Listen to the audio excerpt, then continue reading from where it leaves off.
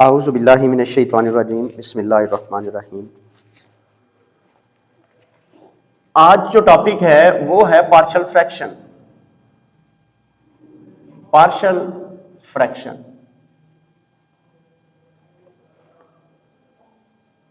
अच्छा, पार्शियल का मतलब होता है पार्ट, जुज, अज्जा।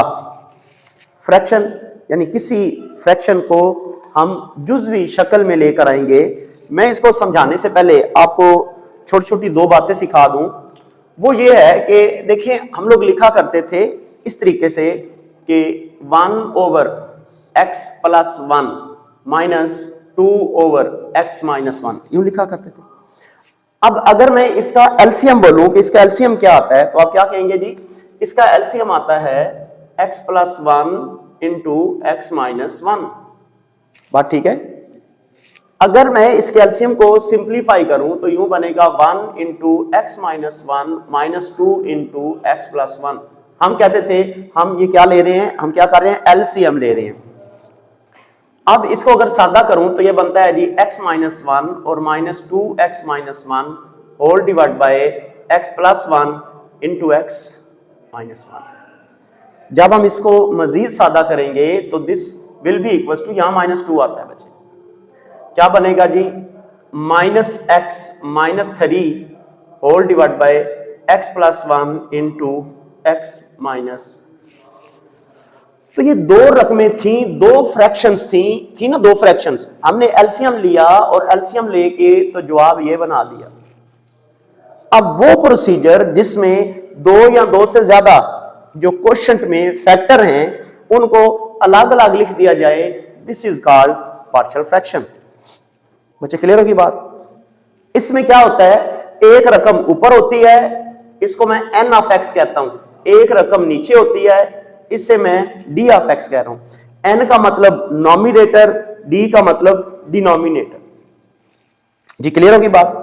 तो आपकी बुक में सबसे पहले तो डेफिनेशन लिखी हुई है फ्रैक्शन की, कि फ्रैक्शन क्या होती है। हम लिखेंगे if we have two polynomials, अगर दो पॉलिनोमियल हो, एक nx और एक dx, इसको ऊपर रखा जाए, इसको नीचे लिखा जाए, तो इसको हम बोलते हैं इट इज आ फ्रैक्शन। बच्चे याद रहेगी बात? पहली डेफिनेशन आपने फ्रैक्शन की तैयार करनी है।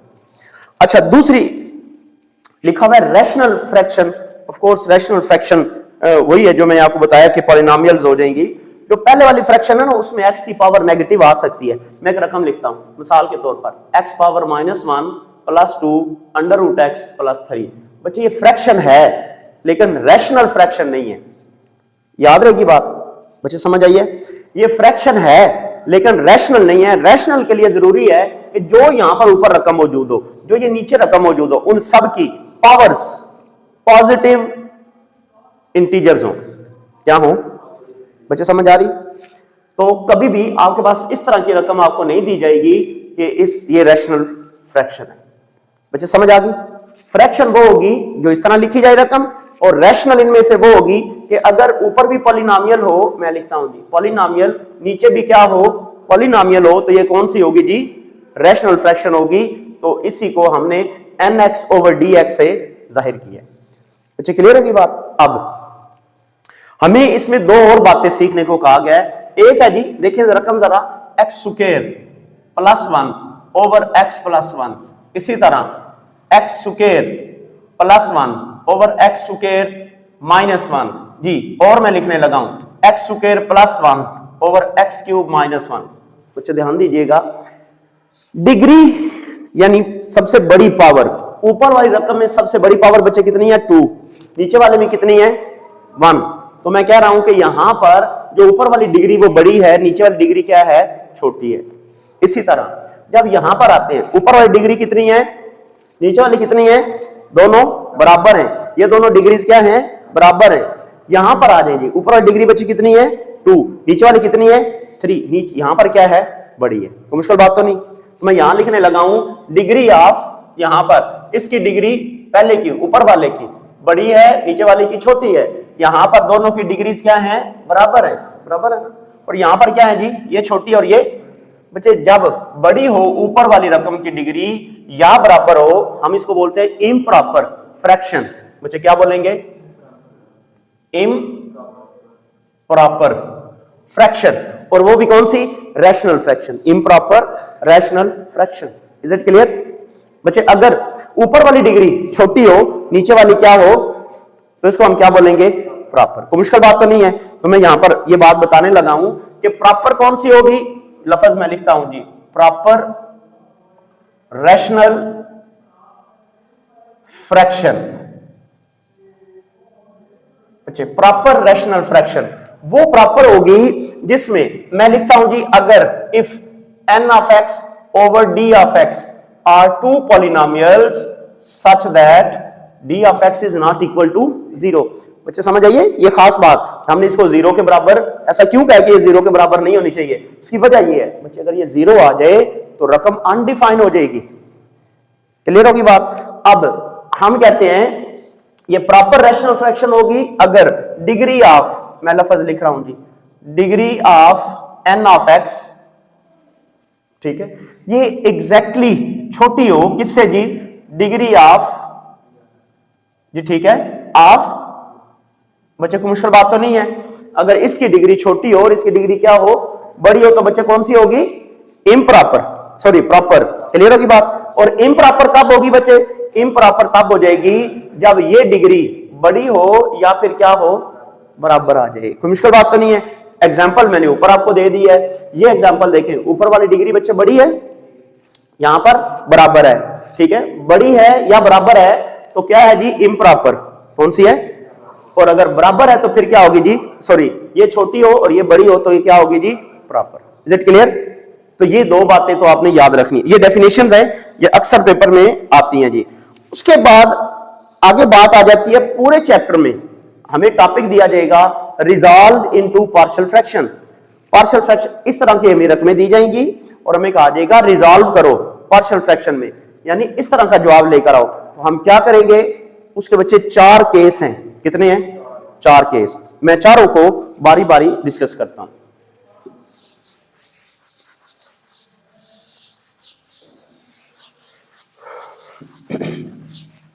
बच्चे उनमें से एक केस ये है कि जब हमारे पास रकम ऐसे लिखी हुई हो 1 over x minus A, x minus B, x minus C, क्या है? टोटली डिफरेंट है लेकिन लीनियर है। बच्चे क्या है? ये तीनों रकमें क्या है बच्चे? लीनियर है। तीनों फैक्टर क्या है? लीनियर है। मुश्किल बात तो नहीं है। अच्छा, दूसरा केस, दूसरा कुछ इस तरह से है। फॉर एग्जाम्पल 1 over, मैं लिखता हूं जी x plus A whole square, x plus B, x plus C. बच्चे क्या आ गया? ये पावर 2 में आ गया। किस में आ गया? पावर 2 में आ गया। ये भी लीनियर ही है लेकिन पावर 2 होने की वजह से रिपीटेड है। क्या है जी? रिपीटेड। तीसरा केस बच्चे, अगर मैं ऐसे रकम लिखूं, क्या चीज जी? x square plus 1 into x plus 3। बच्चे ये कौन सी है? ये क्वाड्रेटिक है बच्चे। कौन सी है? क्वाड्रेटिक। याद रहेगी बात। यहां पर एक बात बताता चलूं, मैं एक अगर रकम लिखूं क्वाड्रेटिक, बच्चे ये भी क्वाड्रेटिक है ना, लेकिन बच्चे इसको हल किया जा सकता है, एक दफा प्लस में और एक दफा लिख सकते हैं। इसको हम लिखेंगे x प्लस 1 और x, तो ये बच्चे क्वाड्रेटिक नहीं है, ठीक है। ये वो है जो रिड्यूस नहीं हो सकती मजीद, लीनियर में रिड्यूस। ये क्वाड्रेटिक ऐसी है जो लीनियर में रिड्यूस हो जाती है।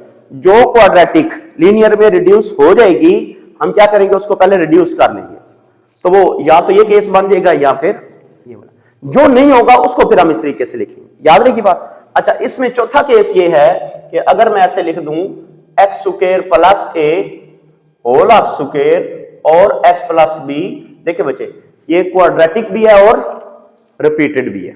याद रहेगी बात। ये वाली कौन सी है जी? Linear and non repeated. ये वाली होगी quadratic and repeated, sorry linear and repeated. जी हाँ बच्चे, क्वाड्रेटिक और नॉन रिपीटेड। बच्चे ये कौन सी है? क्वाड्रेटिक भी है और रिपीटेड भी है। तो इन चारों को हम डिस्कस करते हैं और आज मैं इसी केस को, पहले केस को इस लेक्चर में क्लियर करूंगा। देखिए हम इसको लिखा करेंगे a over x minus A capital b over x minus B capital c over x। ये है इसकी पार्शियल फ्रैक्शन। तो क्या होगा? जो पहला फैक्टर लिया जाएगा उसको और फिर जो दूसरा फैक्टर लिया जाएगा, जो तीसरा फैक्टर लिया जाएगा, उनको टर्म्स की फॉर्म में लिखेंगे, यानी यहां पर प्लस लगा दिए जाएंगे और ऊपर फर्जी तौर पर हम कांस्टेंट्स को ऐड कर देंगे ए बी सी। फिर हम एक प्रोसीजर आपको सिखाएंगे जिससे हम इसको क्या कर लेंगे, सॉल्व कर लेंगे। ठीक है, जो बच्चे हमारे पास रिपीटेड आ जाएगा तो ये याद रखिएगा, रिपीटेड को हल उसी तरीके से करेंगे।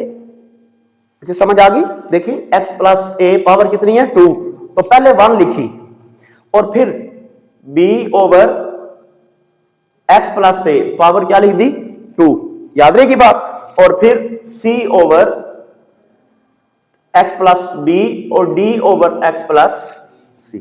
क्लियर होगी बात बच्चे? ये कौन से हो गए जी, रिपीटेड और लीनियर। ठीक है, अब तीसरी बात यहां पर देखिए बच्चे, ये क्या है, क्वाड्रेटिक है। क्वाड्रेटिक के लिए सिंगल नंबर नहीं होना, क्वाड्रेटिक के लिए आपने लिखना है A X plus B over X square plus 1। बच्चे ये और ये कौन सी रकम है, लीनियर। तो लीनियर को लीनियर के हिसाब से अपने पास से सी लिखा और साथ क्या लिख दिया, एक्स प्लस। कोई मुश्किल बात तो नहीं है। अच्छा अब ये बताएं, ये बच्चे कौन सी है, क्वाड्रेटिक है और रिपीटेड है। तो मैं क्वाड्रेटिक को लिखने लगा हूं, कैसे लिखेंगे, A X plus B over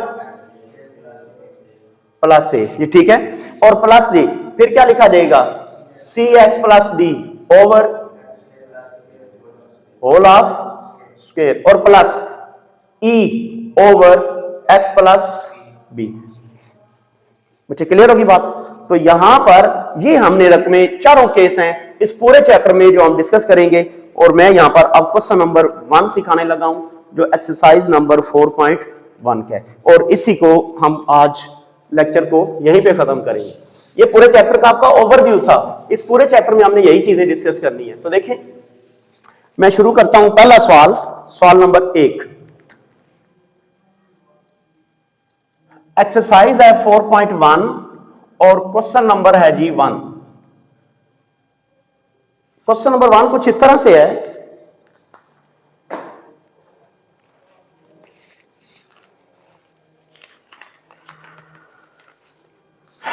seven x minus 9 over X plus 1 x minus 3, ये है जी। हमें कहा गया कि रिजॉल्व इनटू पार्शियल फ्रैक्शन। जी सबसे पहले डिनोमिनेटर में देखें कितनी पावर है बच्चे, 2, एक ये है ना, एक ये है, जब मल्टीप्लाई होगा तो x का स्क्वायर बनेगा। ऊपर कितनी है बच्चे, 1, तो ऊपर डिग्री छोटी है नीचे डिग्री छोटी है, कहां पर छोटी है, ऊपर डिग्री छोटी है, तो इसका मतलब ये प्रॉपर है। अगर प्रॉपर है तो इम्प्रॉपर तो नहीं हुआ, अगर प्रॉपर है तो फिर बच्चे आपने रिजॉल्व करना है, और अगर प्रॉपर ना हुआ तो फिर हमने क्या करना है वो हम आपको बताते हैं। ठीक है, तो हम क्या करते हैं बच्चे, लिखेंगे a over x plus 1 plus b over x minus 3। बच्चे ये फैक्टर और इसके साथ रकम और प्लस फिर ये फैक्टर और साथ में ये। अब हमें a और b की कीमत निकालनी है। हर दफा हमने राइट साइड के ऊपर जो रकम होगी उसका एलसीएम लिया करना है। क्या करना है, हर दफा एलसीएम लिया जाएगा। तो देखिए मैं एलसीएम लेता हूं तो मेरे पास रकम आती है 7x minus 9 over x plus 1 into x minus 3, और यहां पर आ जाएगा जी एलसीएम। जी एलसीएम में मेरे पास रकम आएगी x plus 1 into x minus 3। तो यहां पर देखिएगा जब मैं इसका एलसीएम लूंगा x प्लस 1 से कट जाता है और x माइनस 3 इससे मल्टीप्लाई होगी, तो ये बना a इंटू एक्स माइनस 3 और plus b into x minus 3 इससे कट जाती है, तो रकम मेरे पास बनती है जी x प्लस 1। बच्चे क्लियर होगी बात? हर दफा जो एलसीएम होगा वो इस एलसीएम से कट जाएगा पूरे चैप्टर के अंदर। तो ये रिजल्ट बनता है 7x minus 9 is equal to a into x minus 3 plus b into x minus x plus 1। इनको हम नाम दे देते हैं इक्वेशंस को। हम कहते हैं कि जो हमें सबसे पहले इक्वेशन दी गई है उसे हम 1 कह देते हैं, और जो अभी नई जनरेट हुई है इसे हम 2 कह देते हैं। जी क्लियर होगी बात? अब तरीकेकार ये होगा, मैं कहता हूं अगर a की कीमत निकालनी है तो मैं इस b की जो वैल्यू है उसको वक्ती तौर पर इस पूरी टर्म को 0 कह देता हूं। पूरी टर्म में आप b को तो 0 नहीं कह सकते, इसका तो कोई ना कोई जवाब आना है। तो मैं किसको लिख देता हूं, x + 1 = 0। तो मैं लिखता हूं जी फॉर ए पुट क्या चीज जी, x + 1 = 0। तो x की कीमत क्या आ जाएगी, x की कीमत -1 रखेंगे तो यहां पर देखें रिजल्ट क्या मान रहा है, ये बनता है 7 × -1 और -9 = a × -1 -3 + b × 0। x + 1 को 0 कह दिया, यहां ये बना जी -7 - 9 = a × -4। ये जी a × -4। बच्चे इसको सादा करें तो ये रिजल्ट आता है 16 माइनस का 16 इक्वल्स टू किसके जी, -4a के। तो a की कीमत -16/-4 इक्वल्स टू a। तो a की वैल्यू कितनी आ गई जी, 16 4 पे कैंसिल करेंगे तो सादा होकर क्या आ जाता है जी 4। अब वैसे अगर आप 4 की कीमत, ये जो वैल्यू है मेरे पास 4, ये यहां पर दर्ज कर दूं तो सारे का सारा किस में जवाब आएगा, बाकी b रह जाएगा। लेकिन हम ऐसा नहीं करेंगे, मैं दोबारा से वही बात लिखने लगा हूं, फॉर b के लिए पुट कर लेते हैं बच्चे, जो a का कोफिशिएंट है, a के साथ जो रकम है उसको 0 के बराबर पुट करते हैं, x - 3 को 0 के बराबर, तो x की कीमत कितनी आ जाएगी, समझ आ गई जी बात। जब मैं x की जगह पर 3 रखता हूं तो यहां पर दर्ज करेंगे तो ये बनेगा 7 × 3 - 9, तो ये a देखें जी 0 हो जाएगा, और प्लस b इंटू इसकी जगह पर जी 3 रखेंगे तो ये बना जी 3 + 1 कितना बन जाता है 21। ये बना जी 21 - 9 = 4b। तो ये कितना बन जाता है 21 - 9 12 के इक्वल, तो ये बना 4b। तो b की वैल्यू क्या बन गई जी 12/4, कितना बना जी 12/4। तो b की वैल्यू क्या बन गई जी 3। ये b की कीमत आ जाती है। So put the value of, अब इसके बाद b की कीमत आ चुकी है, हम लिखेंगे put the value of a and b इन 1 में दर्ज करेंगे बच्चे। तो हमारे पास देखें a और b की कीमत जब हम दर्ज कर देंगे तो ओरिजिनल में हमारे पास वो पार्शियल फ्रैक्शन कंप्लीट हो जाएगी, which is 7x - 9 whole divide by x + 1 x - 3 is equal to a की जगह पर जी 4/x + 1 एंड प्लस b की जगह पर जी 3/x - 3। Now this is a complete resolve, हमने कर दिया इस फ्रैक्शन को, और इसको हम नाम देंगे क्या, हमने इसको किस में कर दिया जी पार्शियल फ्रैक्शन कर दिया, हमने रिजॉल्व कर दिया इनटू पार्शियल फ्रैक्शन। ये हमारे पास क्वेश्चन नंबर 1 था।